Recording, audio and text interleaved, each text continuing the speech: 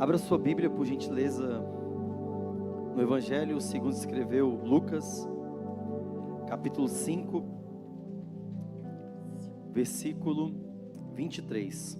Lucas, capítulo 5, versículo 23.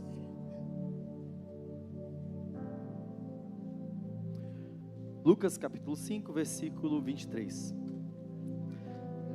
A palavra de Deus diz assim, a NVI diz dessa forma: o que é mais fácil dizer? Os seus pecados estão perdoados? Ou levante-se e ande? Mas para que vocês saibam que o Filho do Homem tem na terra autoridade para perdoar pecados, disse então ao paralítico: eu digo a você, levante-se, pegue a sua cama ou a sua maca e vá para casa. Na Almeida Revisada e Atualizada diz assim: qual é mais fácil dizer? Estão perdoados os teus pecados ou levanta-te e anda? Mas para que saibas que o Filho do Homem tem sobre a terra toda autoridade para perdoar pecados, disse ao paralítico: eu te ordeno, levanta-te, toma o teu leito e vá para casa. E a Almeida Revisada e Corrigida: qual é mais fácil? E ele repete as informações e no final digo: levanta-te, toma a tua cama e vai para a tua casa. Pai, em nome de Jesus, eu quero te glorificar e te exaltar pela tua palavra. Quero te pedir que o Senhor continue conduzindo esse culto na tua presença e que cada coração possa receber essa tua palavra em nome de Jesus. Amém e amém. Pai do Senhor, meus irmãos, podem se sentar. Primeiro eu quero agradecer a oportunidade, pelo convite ao nosso querido pastor Arley, que está fazendo falta, não está? Eu mandei uma mensagem para ele esses dias, falei: pastor, aproveite a viagem, mas você está fazendo falta, volte logo. Agradeço pelo convite, pela confiança, e eu falo para vocês que não é fácil estar aqui. Do dia que o pastor me convida até hoje, prova. Prova de dificuldade? Não, preocupação, ansiedade. Eu não sei se eu tenho mais facilidade de cantar, porque tem uma letra, sabe? Mas tentar ouvir a voz de Deus e saber o que Deus quer falar com a igreja, não o que eu quero falar. É muito sério. Eu agradeço também a vida da minha esposa, que essa pregação foi feita a 4 mãos. Ela sempre é usada por Deus para me trazer sabedoria, e eu a ouço muito. Muito obrigado, porque eu sempre ouvi pregadores falando da esposa, eu sempre quis falar. Te amo, neném. Eu confesso para vocês que eu queria falar sobre Neemias, porque o pastor há mais ou menos 2 meses deu uma missão para a igreja de ler a palavra de Deus, os 13 capítulos de Neemias, e eu comecei a estudar, só que eu já li a Bíblia algumas vezes, e sinceramente, às vezes que eu li só para completar a tabela, e eu vou dizer algo para vocês: não leia a Bíblia só para completar a tabela, porque Deus ele quer falar com você, e às vezes ele quer te segurar num versículo, às vezes ele quer te segurar em uma palavra só, e você quer completar aquela tabela. É maravilhoso ler 1, 2, 3, 4 vezes, é maravilhoso falar que você sabe de um versículo de cor, mas mais maravilhoso é aplicar esse versículo na sua vida. E eu falo isso para vocês porque eu comecei a estudar Neemias, e comecei a ver o tanto de aprendizado que eu tenho para a minha vida, ali sobre Neemias. E às vezes a gente procura muitos livros sobre psicologia, sobre autoconhecimento, sobre atividade física, sobre até a palavra de Deus, mas é a essência da Bíblia. Basta você fechar os seus olhos e falar: Deus, fala comigo, e Ele vai começar a falar. E é engraçado, eu vi a postagem de uma prima minha esses dias: quando você não ora antes de ler a Bíblia, parece que você lê em braille, né? Quando você ora, Deus abre a sua mente, a sua visão espiritual, e você começa a entender. Nas últimas pregações, eu me lembro de 3, quem lembra das pregações que eu trouxe aqui na igreja? Uma vez eu falei sobre José, falei sobre perdão, na outra vez eu falei sobre Noé, e sobre a família, e na terceira vez eu falei sobre Jó, e falei sobre perseverança. E eu quero agradecer também a alguns obreiros daqui, eu anotei alguns nomes aqui que eu sempre lembro. Pastor Josué, pelo seu humor. Cadê o pastor Josué? Saiu, né? O irmão Eurípides, eu fui pesquisar o que significa boêmio. Boêmio não tem nada a ver com cerveja, tá? Boêmio significa uma alegria, uma espontânea alegria, a irmã Gisínia pela temperança, a irmã Liliane pela mansidão, a irmã Valéria e seu esposo pela postura e respeito, o irmão Celso, que ele não imagina o tanto que eu admiro ele. Tia Kátia, Quinzinho, o Agenor pela força e vida que sempre está aqui, o Caio da mídia, que é um cara que eu admiro demais, e meus adolescentes, que sempre me apoiam e sempre estão ali comigo no futebol, brincando. Meus irmãos, eu tenho muita dificuldade para ter atenção. Eu confesso para vocês que muitas vezes eu entro na igreja e deixo meu celular no carro, porque se eu pegar no meu celular, eu não consigo prestar atenção no culto. Por que eu falo isso? Uma vez eu assisti uma pregação do pastor Renan Dias Lopes, ele disse assim: não há nada mais firme do que uma caneta escrita em um papel. Por isso que eu sempre estou ali anotando as minhas informações. Por que eu estou falando isso? Porque é humanamente impossível brigar com o seu celular. O seu celular tem os seus contatos, tem as pessoas que você ama, tem fotos maravilhosas. Se você entrar nas redes sociais, tem vídeos fantásticos, engraçados, de tragédias, de reflexão e até de autoconhecimento. Não tem como eu disputar a sua atenção. Eu amo falar, eu confesso que eu amo falar. Eu tenho muita facilidade de falar sobre qualquer assunto. Fui assistir um vídeo que eu havia postado no YouTube há 12 anos, e eu estava falando de um assunto que eu não sabia com muita convicção. Porque eu sempre tive a facilidade de falar, mesmo sem saber do assunto. Mas na hora de pregar, o bicho pega. Eu tremo na base. Preocupado. Eu não me preocupo com quase nada. Eu li um livro de Dale Carnegie que fala como se preocupar menos e viver melhor. E ele fala 85% das suas preocupações não vão acontecer. Mas nosso cérebro, ele é focado no problema. Então ele fica pensando, será que vai acabar a gasolina? Será que vai acabar a comida de casa? Será que amanhã eu consigo chegar no horário? Será que vai ter trânsito? Isso tudo é bom para você se prontificar. Mas 85% dos seus problemas não vão acontecer, mas vem essa preocupação, essa ansiedade para você agir, né? Para evitar que aconteça.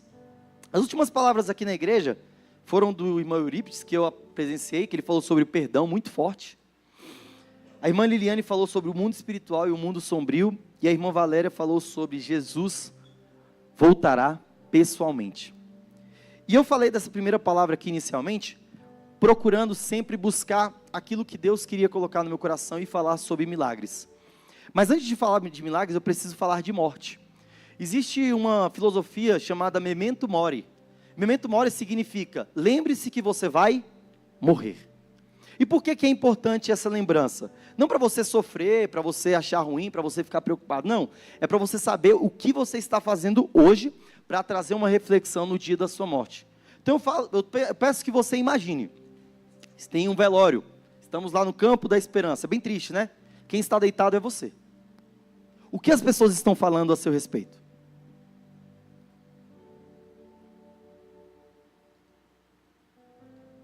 Trabalhadora. Essa mulher é uma mulher trabalhadora, fiel, respeitosa. Não, esse camarada era um cara de bom humor, animado, sempre disposto. Falariam isso de você? Mas o que Deus vai falar de você?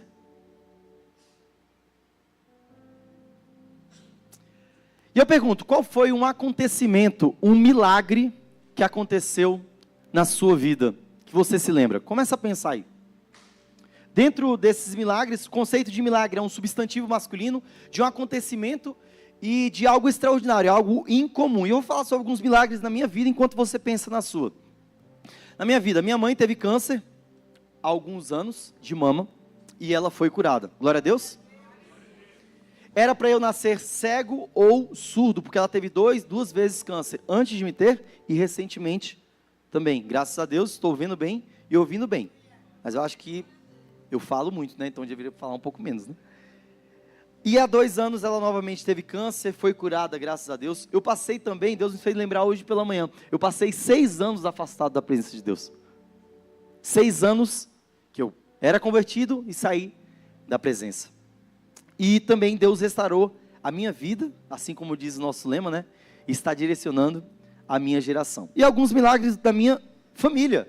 O Eli, por exemplo, que é meu irmão, para quem não sabe, aquele rapaz ali de preto com a sua esposa Raquel, ele ficou numa cama por quase 7 anos inválido. Um dia ele deve contar um testemunho aqui sobre isso, já deve ter contado, mas um dia pergunte para ele como que foi a situação que ele viveu de saúde, e Deus restabeleceu a saúde dele, glória a Deus. A tia da Débora, minha esposa, teve câncer, foi câncer de útero, e já estava certa a morte dela, Deus estabeleceu e curou, glória a Deus.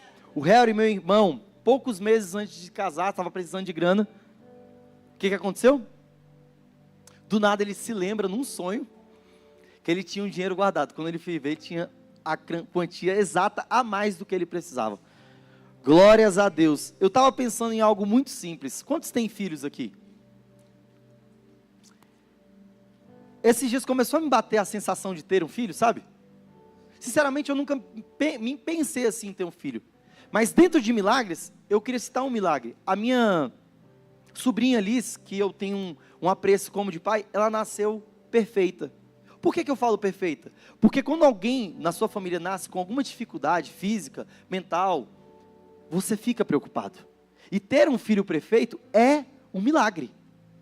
É um milagre. Ah, mas meu filho é parado. Ele daqui a pouco se movimenta. Ah, mas meu filho é calado. Daqui a pouco ele começa a falar. Meu filho dá trabalho. Ele vai fazer, ele vai trabalhar muito. É por isso que ele dá trabalho agora. Depois ele vai trabalhar bastante. Então tudo isso é um milagre.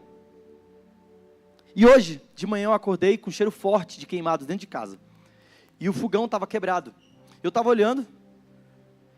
Quando eu acordei, eu falei com a Débora, falei, está sentindo cheiro de queimado? E eu levantei e fui ver o fogão. Quando eu olhei o fogão, como é que estava? Tudo normal, graças a Deus. E depois eu olhei fora, estava tendo alguém queimando lixo, que ficou um cheiro muito forte, né? E aí Deus me fez lembrar que aos 11 anos, eu estava em casa e começou a sair fumaça por dentro da lâmpada, aquela lâmpada antiga, aquela parte que fica a lâmpada que eu rosqueava. E eu falei com meu pai, pai, tá saindo fumaça da lâmpada ali, vai dormir. Era um fim de semana. 3 horas depois, a gente descobre que o apartamento ao lado estava pegando fogo. Graças a Deus, ninguém sofreu nada, mas o apartamento ficou todo queimado. Mais um milagre. Hans, por que você está contando um bando de milagre? Primeiro, que se você não lembra do seu milagre, é porque você está preso às coisas ruins, e não às coisas boas que aconteceram na sua vida. Porque todas as vezes que você olha para o seu passado, e lembra que Deus te trouxe para a presença dele. Ah, mas está difícil. No mundo tereis aflições. Vai ter dificuldade sim. Mas você sabe que você tem uma esperança maior que a glória. Por isso, quando você lembra do seu milagre, você tem mais gratidão. E eu fui procurar sobre as doenças no Brasil. Por exemplo, entre as doenças mais comuns no Brasil, diabetes, depressão, Alzheimer, câncer, hipertensão. Diabetes, 13 milhões de brasileiros têm diabetes. Depressão, de acordo com um estudo epidemiológico, 25 milhões de pessoas no Brasil têm depressão, sem contar a ansiedade e momentos crônicos. Alzheimer, segundo a Folha de São Paulo, a taxa é de 5%, sobretudo aos idosos. Câncer, 704 mil pessoas em 2023 descobriram o câncer. Porque o câncer não é uma doença que dura muitos anos, né? Ou a pessoa é curada ou realmente Deus o leva. Hipertensão, 33% dos adultos no mundo. E obesidade. Em cada 4 brasileiros, 1 é obeso, de acordo com o IBGE. Por que eu falo sobre isso? Milagre. Quando a gente fala de milagre, geralmente a gente pensa em saúde. Ou em uma causa na justiça. Alguém está precisando de uma causa na justiça aí? Ninguém? Em nome de Jesus, Deus vai dar uma resposta o mais rápido possível. Vocês viram o que eu falei, né? Resposta, não disse fazer o que você quer não, tá? Bem diferente. Quantos buscam aqui longevidade? Viver mais anos, quantos? Eu queria viver até os mais de 100. Ninguém mais aqui, não? Meu avô tem 96 anos, caminha e tudo mais. Fala, lúcido e tudo mais. Eu quero estar como ele, caminha bem e tudo mais. E eu estava assistindo esses dias na Netflix, algo sobre as zonas azuis. Já viram esse documentário? Está na Netflix. Ele fala quais eram as atitudes das pessoas que vivem mais de 100 anos no mundo. São 7 zonas azuis. Primeira, priorizar uma dieta balanceada, movimentar-se diariamente. Olha Deus falando aí, viu? Cultive relações sociais fortes, tenha um bom propósito de vida, desenvolva uma estratégia de lidar com o estresse, que ele vai vir, né? Priorize o sono de qualidade, mantenha-se ativo mentalmente. Ah, mas eu estou velho. Pega um livro, pega a Bíblia, vai lendo. Conecte-se com a natureza. Seja grato. Não é a Bíblia que está dizendo isso não, viu?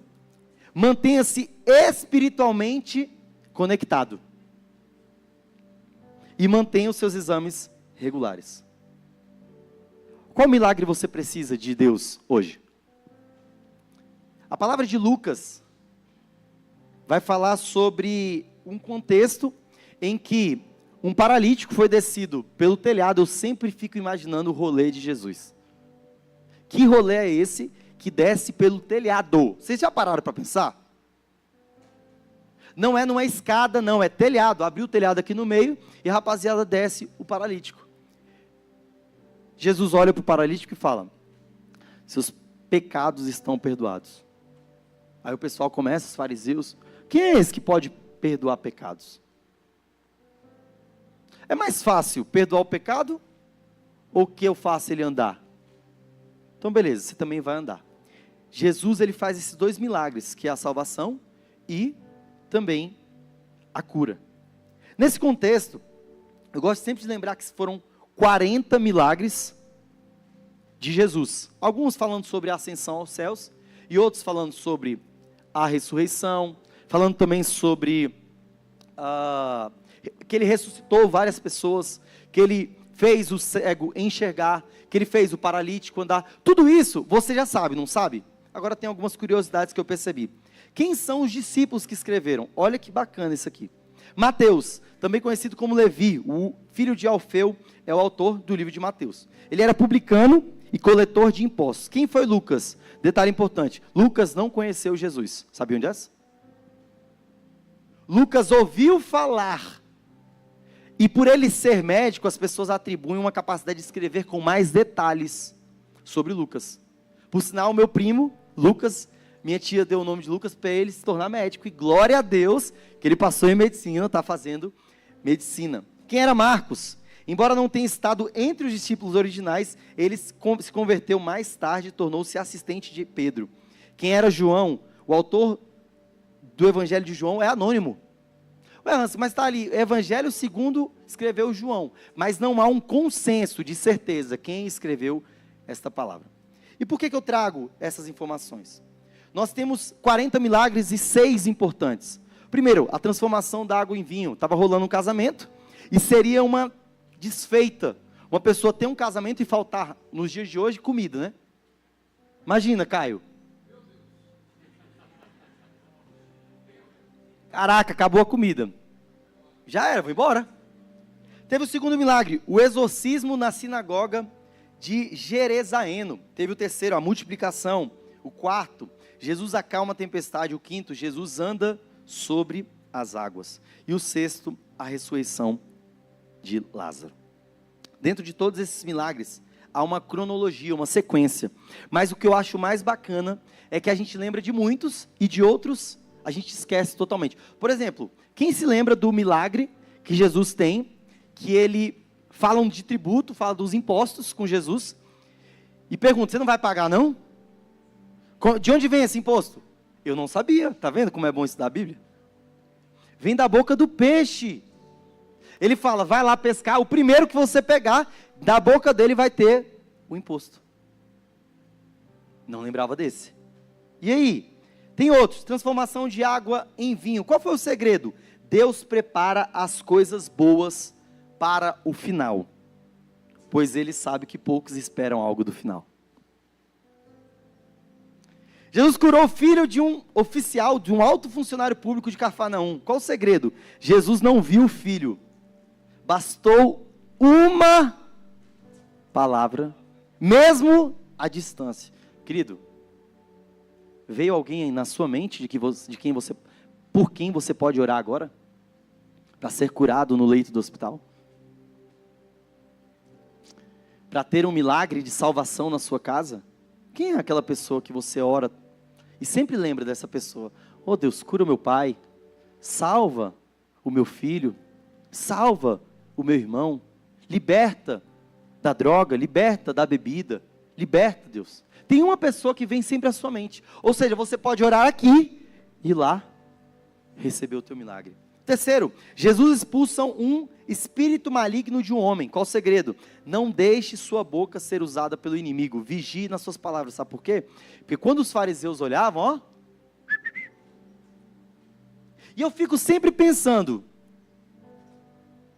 Jesus era criticado por fazer o bem.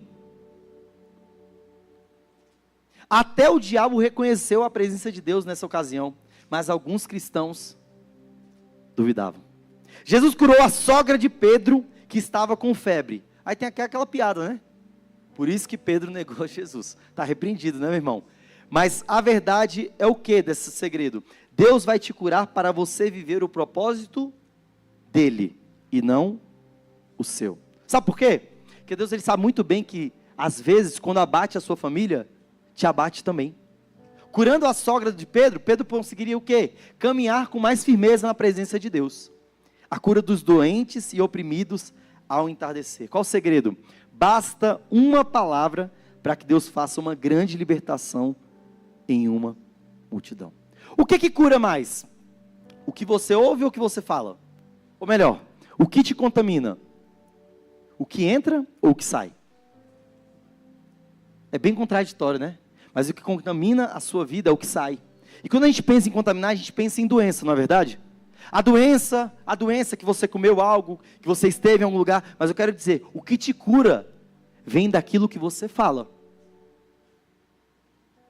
O que você tem falado para você mesmo? Não vai dar certo? Está tudo errado? Eu não aguento mais? Sabe o que está acontecendo na sua vida? Não está dando certo.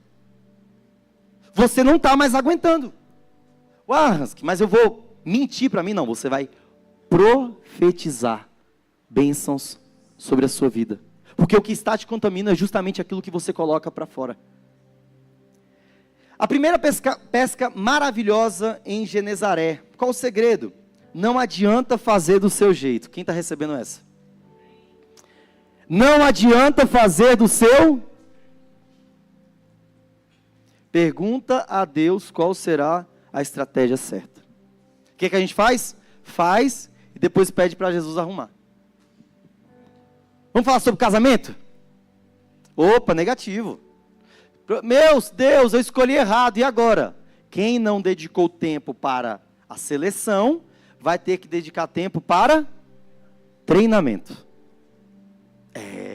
Vai ter que fazer curso, vai ter que orar, vai ter que jejuar. Estou te jogando maldição? Não. Não é isso. É porque a gente sempre quer uma forma de acabar com os problemas. Não existe isso. É resolver. Se você conversar com qualquer pessoa de mais idade, meu avô lá na Bahia, eu cheguei lá com a Débora, a gente foi dormir, e aí uma das camas era um nível diferente. Ele não comprou outra cama. Ele cortou 4 tocos e foi lá e com prego. Se fosse eu ia botar 2 havaianas em cada. E depois eu ia fazer o quê? Acabou as havaianas. Por que eu estou falando isso? Porque nós precisamos lembrar que a maior parte das coisas precisam ser consertadas e não jogadas no lixo. Vamos lembrar de uma coisa? Você que não era cristão a vida toda, Deus teve piedade sobre a sua vida, não teve? O que você não tem pelos outros?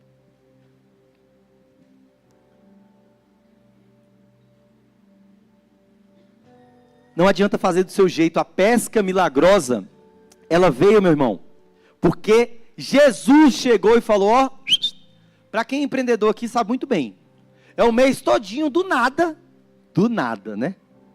Vende tudo. É porque Deus falou para você algo. Você ouviu a sua esposa. A sabedoria de um casal é de um escutar o outro, sabia disso? Ah, não, mas tudo ela reclama. Não é tudo que ela reclama, não. Ela te fala muitas coisas para você melhorar e você age como se nada tivesse acontecido. Se fosse para eu pregar aquilo que eu queria, se fosse para eu cantar. Eu escolhi alguns louvores aqui nos últimos dias, que algumas pessoas falam, nossa, glória a Deus. Quem que escolheu?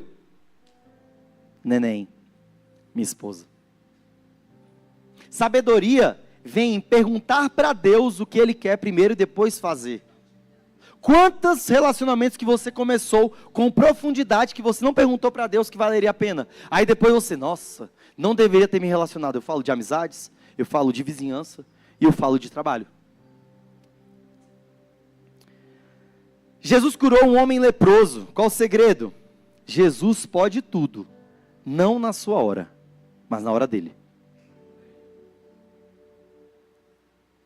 Jesus quer salvar mais pessoas do que ser seguido pessoas bênçãos. Jesus sempre fazia um milagre, mas dentro do milagre ele estava falando de quê? Do céu, da ressurreição. E o pessoal focava em quê? No egoísmo. E eu pergunto, quem ensinou para o ser humano o egoísmo? Os pais são egoístas? Vai ali na salinha das crianças, dos bebês, tá? Ele pega um objeto e fala, é meu. E se o outro pega, ele chora. De onde veio esse egoísmo? A cura do servo de centurião de Cafarnaum. Jesus é onipresente. Jesus pode salvar e curar a sua família. Basta você interceder por eles. Continue orando e pedindo. Eu falo por isso porque eu tenho um pai que está afastado. E eu só queria ver ele aqui. A cura do paralítico trazido pelo telhado, foi o que eu falei. A cura da mão atrofiada, ou a mão aleijada. As pessoas acusam Jesus até do bem que ele fazia. Quantas vezes você foi acusado das coisas boas que você fez? Mas eu estava tentando ajudar. Mas não era para você ter ajudado. Hans, então é para eu não fazer o bem? É para você continuar fazendo o bem. Mas na visão deles, não. Jesus ressuscitou o filho de uma viúva dentre os mortos. Isso me impactou. Jesus estava passando e esse não pediu. Muitas vezes nos milagres, alguém chegava e falava para Jesus, dá uma força aqui, mestre. Salva aqui, cura aqui, liberta aqui. Esse Jesus viu de longe e falou assim, cara, viúva ainda está perdendo o filho. Vocês entenderam? Ela já não tinha um esposo, ainda estava perdendo o seu único filho. Jesus vai lá e manda ele ficar de pé. Algo que me chama a atenção. Alguém já viu um morto ressuscitar aqui? Ali viu? Deve ser surreal, né? Levantar e começar a trocar ideia. Forte, né? Pois vocês pesquisem um pouco sobre, na medicina, algo chamado massagem cardíaca. Cara, é fantástico. Eu vi um vídeo esses dias, o coração não está bombeando sangue. Você vai lá e faz a massagem certa e volta, porque não teve morte cerebral ainda. Sabe o que é não ter vida e você ir lá e agir? Agora pensa, a pessoa está morta, não tem mais vida, não tem mais nada, já está sendo enterrada e ressuscita. Isso aqui Jesus fez várias vezes, como Lázaro. E aí vem, Jesus lança os demônios nos porcos, o ladrão vem apenas para roubar, matar e... Hoje Deus pode dar paz à sua casa. Jesus cura a mulher com fluxo de sangue, muito bacana, 12 anos. Sabe o que foi show dela? Ela falou, esse cara cura de um jeito diferenciado. Se eu pecar na orla, eu sou curado. E quando ele pega, o que acontece? Alguém me tocou. Aí a rapaziada fala, ô Jesus, deixa eu te contar uma parada aqui, ó. Tá todo mundo te tocando. Mas alguém me tocou de forma diferente, querido. Não importa onde você esteja e quem você é, você pode tocar o coração de Jesus. Basta haver verdade no teu coração. Jesus ressuscita a filha de Jairo. Nem todo, essa aqui é fantástica. Tava uma rapaziada, uma multidão lá dentro, gritando, falando alto. Jesus fala, com licença, sai. Sabe por quê? Porque às vezes as pessoas que estão ao seu lado não têm fé para ver o milagre na sua vida.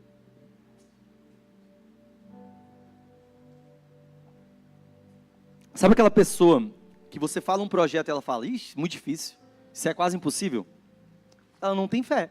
O que eu faço, Hansky?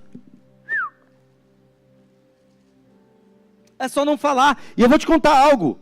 Às vezes, quem não acredita no seu futuro, sabe quem é? Sua família. Meu pai, quando eu tive um resultado bacana dos estudos, sabe o que ele falou para mim? Eu só acredito quando você estiver usando o uniforme. Alguém já falou isso para você? O ambiente do milagre tem que ter fé. Jesus cura 2 homens cegos. Qual o segredo? Mesmo sem ver, você pode ouvir a voz de Deus. Porque eles não conseguiam ver e seguiram a voz de Deus e pediram um milagre. Jesus curou um homem mudo. Os fariseus o acusaram de Jesus ser o chefe dos demônios.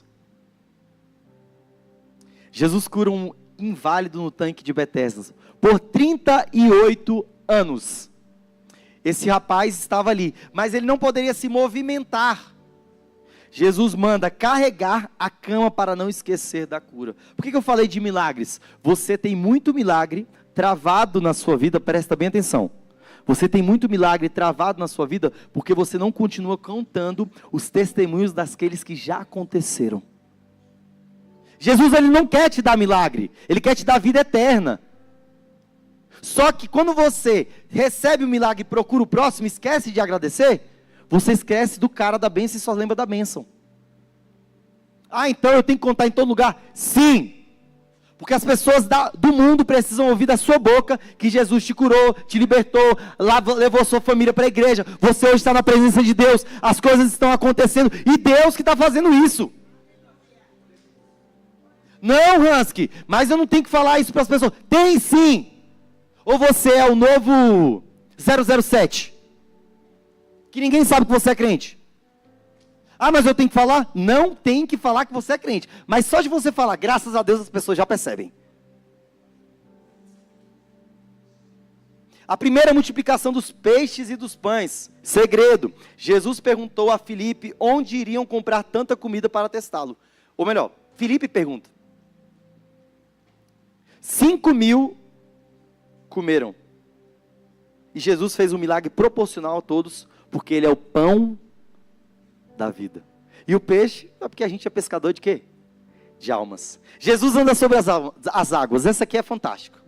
Uma das palavras mais fortes, ele anda por 2 vezes. Salvo engano. Nessa primeira que Pedro vê ele andando, ela fala assim, cara, o cara está andando sobre as águas. Isso deve ser um fantasma. Por quê? Porque as coisas vão acontecendo na nossa vida e a gente vai tendo o quê? Achando que é ilusão da nossa cabeça. Eu vou te falar algo aqui, ó. Primeiro você pensa, logo depois você começa a falar. Então cuidado com os seus pensamentos. Quando Jesus entra no barco, tudo vai bem. Convide Jesus para caminhar contigo. Jesus cura muitos doentes de Genezaré. Eles já não queriam ouvir, apenas receber cura. Quem ensina a gente a ser egoísta? A nossa natureza. Jesus cura a filha da mulher de Sironifia. Jesus cura um homem surdo e mudo. Jesus cura um homem cego de Betsaida. Jesus cura um cego de nascença. Jesus tem a transfiguração para mostrar algo sobre a ressurreição. Jesus cura um menino possesso por espíritos malignos. O dinheiro retirado da boca do peixe. Jesus cura um endemoniado e mudo. E cura uma mulher aleijada há 18 anos. Jesus cura um homem com hidropisia no sábado. Muitos criticam. No sábado pode fazer as coisas boas? Porque a gente tem que guardar o sábado, meu irmão. Eu concordo que você precisa tirar um tempo para Deus. Mas fazer o bem é lícito, tá? No dia do seu descanso você pode fazer o bem. Ontem eu estava ali na Expotier, encontrei os irmãos, por sinal, e fui ver o tanto de doação que está tendo lá para o sul. Sabe o que eles estão mais precisando? Roupas íntimas. Jesus cura 10 leprosos a caminho de Jerusalém. Jesus ressuscita Lázaro dentre os mortos. Esse é um segredo forte, seja amigo de Jesus. Jesus restaura a visão de Bartimeu. Jesus seca a figueira na estrada. Jesus cura a orelha decapitada de Malco. Jesus ia ser preso. Chega o pessoal para pegar ele, o que Pedro faz? Desembanha a espada e cortou a orelha. Jesus vai lá e, primeiro, não faça o mal pelo seu inimigo. Hansky, por quê? Porque a vingança não pertence a você. Você não tem como viver a vingança. As pessoas que têm dificuldade de pedir perdão, essas pessoas, elas sofrem muito mais. Ué, Hansky, mas você acha que é só pedir perdão? É. Perdão primeiro você decide, vou pedir. queria te pedir perdão, queria ficar de bem com você. Beleza. No dia seguinte você está começando a ter paz. E paz, e paz, e paz. E as coisas vão dando certo. Aí você fala, por que que esse perdão me liberou a paz? Porque o perdão é algo chamado vingança. Você quer que a pessoa sofra aquilo que você sofreu. Você não tem inteligência emocional para viver isso. A ressurreição de Jesus. Jesus prometeu várias vezes que morreria e ele cumpre toda a promessa. Mas ele também é a solução. E a segunda pesca milagrosa, depois que ele já tinha morrido, depois de ter ressuscitado, Jesus apareceu. E a ascensão aos céus. Meus irmãos, eu passei por quase 30 minutos aqui, falando somente de milagres. Relembrando você sobre os milagres, relembrando você, o que aconteceu na sua vida. Alguém tem motivo de gratidão aqui? Se coloque de pé. Jesus, ele falou por parábolas, você percebeu? É a parábola do filho pródigo, a parábola do casamento, a parábola disso e daquilo. Por quê? Porque às vezes eu preciso falar da maneira que você entende, não da maneira que eu quero falar. Isso chama-se didática. É a facilitação do entendimento. Eu costumo dizer, você quer ser um bom professor? Explique de maneira simples e dê uma fonte inesgotável. Quantos pegaram? Eu vou explicar de maneira simples, mas se você quiser saber mais, Holy Bible. In English, cadê o mister? A Bíblia. Jesus falou por parábolas, chamou a atenção para os milagres. Eu disse uma vez e li também que Jesus é o maior marqueteiro que tem. Calma, respira, precisa não falar que eu estou trazendo uma heresia. Calma. O marketing, a gente aprende que a gente te chama pelo que você quer. Repete comigo, eu te chamo pelo que você quer. Mais uma vez, eu te chamo pelo que você quer. Aí você vê na internet aí toda hora, milhões disso aqui, pode subir, meus irmãos. Milhões, ganhe milhões, uma vida melhor, uma vida em liberdade, porque você quer isso. Ah não, Hans, que eu não quero. Quer sim, você quer liberdade, você quer paz, você quer tranquilidade, você quer tempo. E quando você entra no curso do camarada, tem o que lá? Organize sua vida, mantenha um contato com a sua família. Vá para a igreja. Tenha um contato com Deus. Jesus, ele chamava a atenção pelos milagres. Mas ele queria entregar o quê? Salvação. Eu coloquei o segredo. É porque o segredo do maior milagre não é cura. Não é saúde. Não é o cego enxergar. Não é a libertação de demônios. O segredo é a salvação. E muitas vezes nós estamos aqui na presença de Deus, mas nós não estamos conectados. É como Eutico, que estava dentro e fora da igreja, e ele pega no sono e cai. Todos pensam, está morto. E ele não estava. Todos querem viver mais. Todos querem saúde. Todos querem milagres. Mas isso só nos faz egoístas. Deus lá na criação fez o homem para quê, meu querido? Relacionamento. Mas o pecado o afastou. Apocalipse 3 vai dizer: ao anjo da igreja em Laodiceia escreva: estas são as palavras do Amém, a testemunho fiel e verdadeira. Conheço as suas obras. Sei que você não é frio e nem quente. Melhor seria se fosse frio ou quente. Assim, porque você é morno, não é frio e nem quente, estou pronto para vomitá-lo. Você diz: estou rico, adquiri riquezas e não preciso de nada. Não reconhece, porém, que é miserável, digno de compaixão, pobre, cego e que está nu. Dou este conselho: compre de mim ouro refinado no fogo, e que você se tornará rico.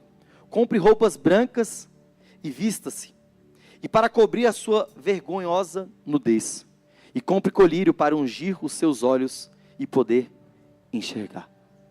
Repreendo e disciplino aqueles que eu amo. Por isso, seja diligente e arrependa-se. Eis que estou à porta e bato. Se alguém ouvir a minha voz e abrir a porta, entrarei e cearei com ele e ele comigo. Ao vencedor darei o direito de sentar-se comigo. Qual foi a última vez que você buscou o batismo com o Espírito Santo? Qual foi a última vez que você falou em línguas?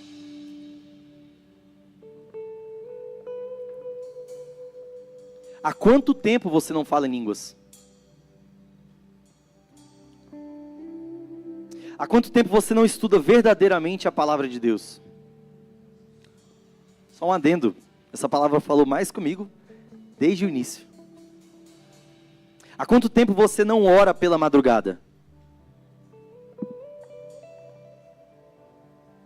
Há quanto tempo você não participa de um evangelismo ou de uma obra social?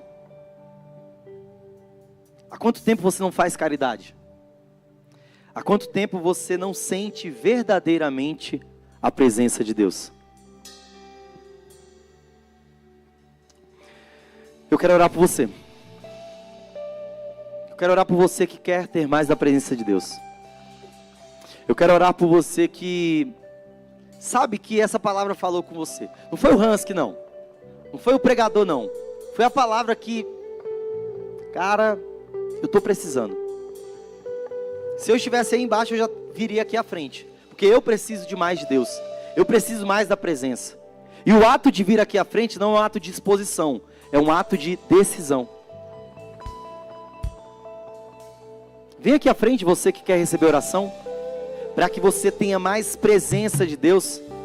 Para que você sinta mais o Espírito Santo. Para que não seja mais um arrepio momentâneo. Que não seja mais uma lágrima, mas que seja dentro do carro, na academia, no trabalho, pegando um ônibus, na faculdade.